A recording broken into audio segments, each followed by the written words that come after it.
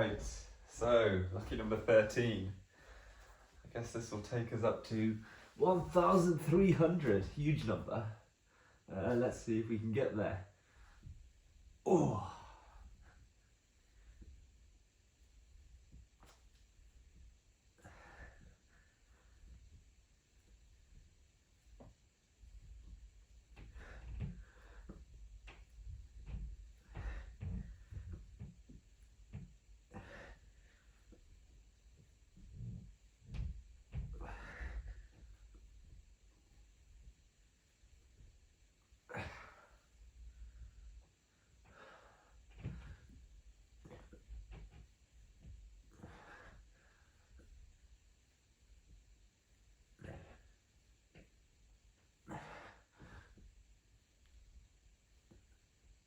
Okay, 33.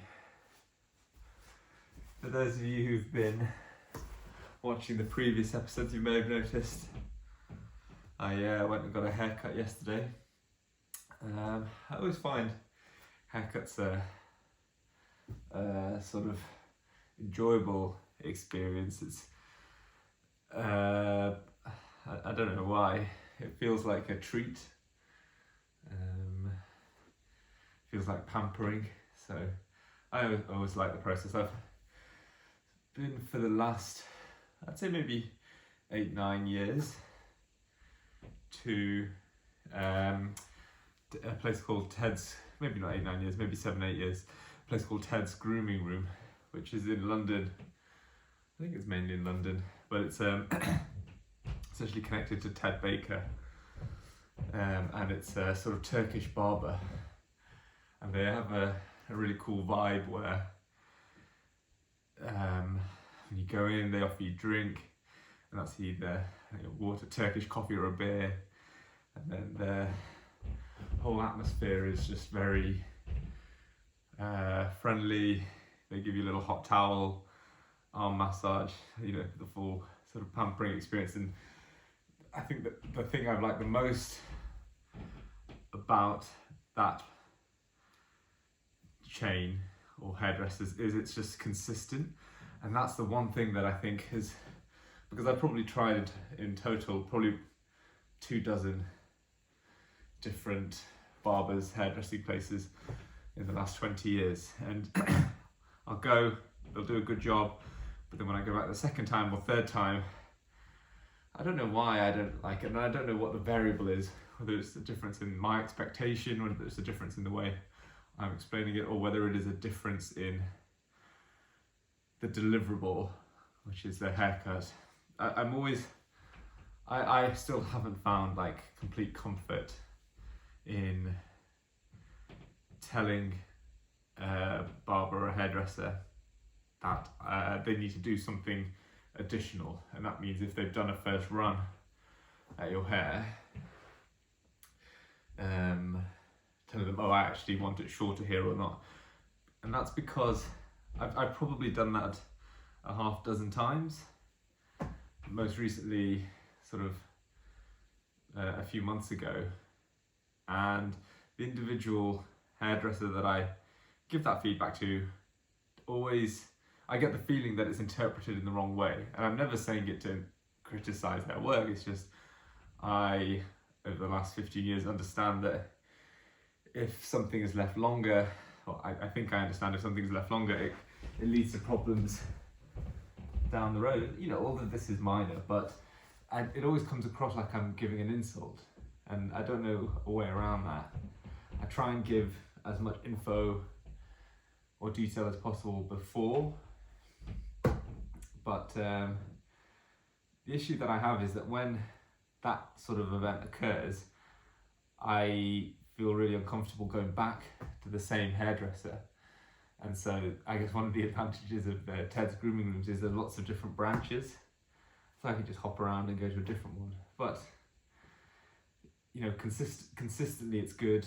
The issue is sometimes I have to give that little, I feel like I have to give a bit more pointers after it's done, and that I find really awkward. And maybe it's all in my head, and it's something I need to get better at, or it's an issue with how I explain it.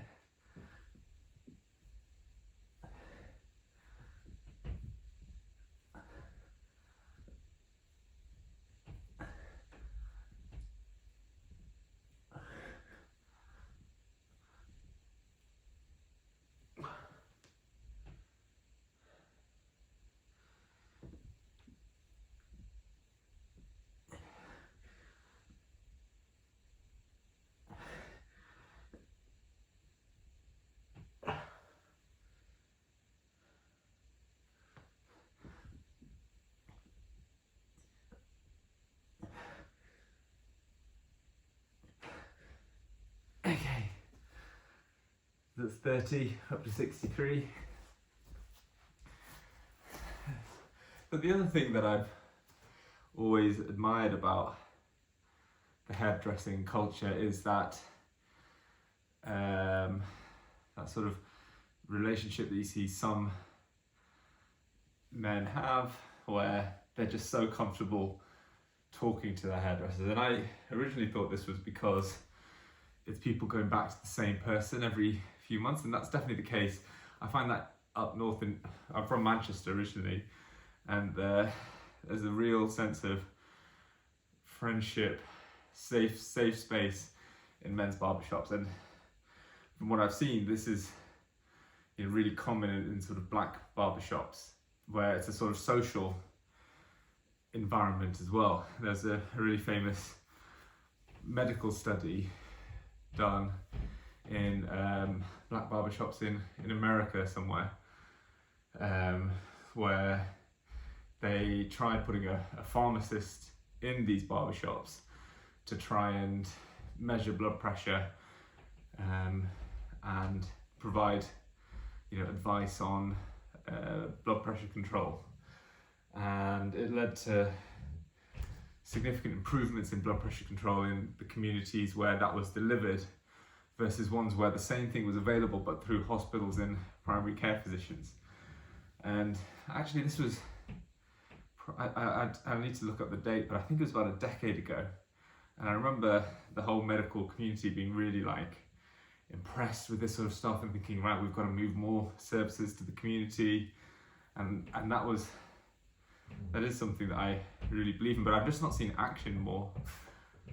Anyway, I digress. I think that's a really good relationship which I've never really been able to properly build.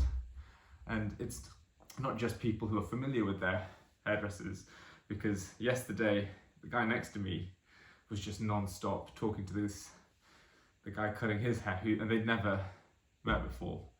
And I think that's quite cool, but I've just never been able to really just open up as if I'm talking to a close friend in that way. And I think that's one end of the spectrum, is the super friendly, pally individuals. And I think that's cool. But then at the other end of the spectrum, the guy sat on the other side of me, having his hair cut, was just on his phone the whole time. And again, nothing objectively wrong with that. If there's no engagement, it's not interfering with what the hairdresser's doing, does it matter? I've always been, I personally think that is rude. And again, I think that's an inherent issue in myself. But, I guess it's like an old school version of manners as well. But I've never been comfortable enough to do that. And I think part of the reason is whenever I get my hair cut, I'm just purely focused on what they're doing, just because I'm paranoid that something's going to go wrong. And I also think it's a pretty cool art that I go and see once every two months or so. That it's quite cool how they use all the different tools to get things to look at the absolute precise way that I describe, and I think that's something that I enjoy seeing. So I don't usually do that. So I think I'm somewhere in the middle, and if the conversation comes up, if there's some sort of shared question, because sometimes a small bit of conversation does come up and I never sort of back away from it, but I think that comes from people's inherent personalities, right? Like, are you just completely extroverted? Maybe not extroverted, but just completely disinhibited, and you just feel comfortable in any sort of situation to talk, versus the other end of the spectrum where you just don't just go into a little bubble where you do what you would do if you were completely alone. Anyway, I think I probably want to move more towards the chattier side, but it's not something that's a high priority. It's just something I'm aware of.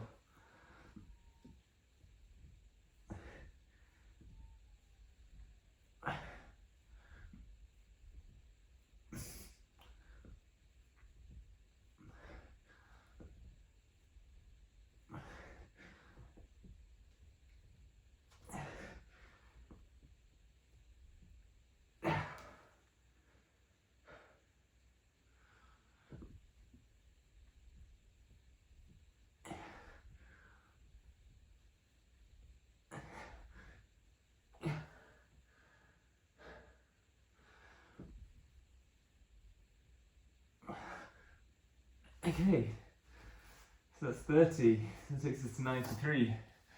So just a quick 7 left. I think a final point that I'm going to say today is tomorrow is a big day in this process because it is the obstacle in these 30 days that I'm quite worried about, because we're going away tomorrow, and so I'm having to leave home at 3 in the morning, and I've always done these press-ups sort of an hour after I wake up, and so for me to try and squeeze this in tomorrow morning would mean waking up at 2 a.m. And if I don't get up, if I've got things that we need to do, if we end up having to leave early, that's the big concern, is do I get it done tomorrow? And I know traditionally it would probably be the day that I sweep under the carpet, but partly because I have this level of accountability with the recording, I'm putting it out there that that is the challenge of tomorrow, and I hope we get it done, another 100 tomorrow, and yeah, it leaves you feeling good for the rest of the day. Leaves, whenever you overcome an obstacle, it's a great feeling, and so hopefully that is what will happen tomorrow.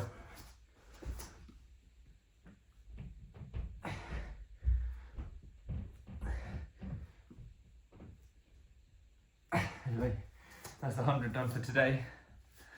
Hopefully see you tomorrow.